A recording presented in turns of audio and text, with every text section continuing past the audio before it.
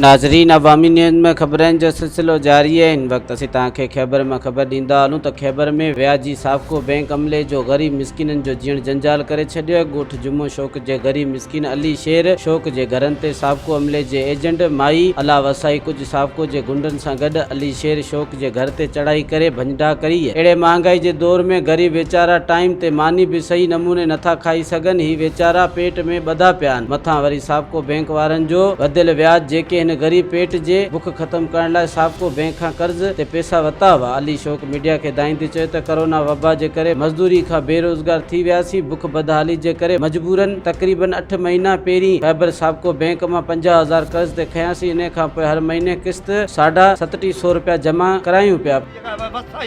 वसाई दिन मर्दन सां गॾाया मुंहिंजे घर जी हालत करे किस्त बि वठी वई, सभु कुझु ॿीणो माफ़ी मिलूं त पोइ मुंहिंजी हालत कई अथसि भाऊ। छाजे लाइ विड़िया साफ़ कोई किस्त खां थोरी अॻिते पोइ रही हली, उन जे करे सोचियो बदमाशी आहे। ऐं तूं किस्त बि ॾिनोमांसि ऐं तुम्हारी माई गारियूं ॾिनी, मुआरी माई कुझु कोन्हे, माफ़ी वरिती त पोइ बि विड़िया। मज़ीद खबरों और तफसीलात के लिए विजिट करें हमारी वेबसाइट www.awamiNewsHD.com।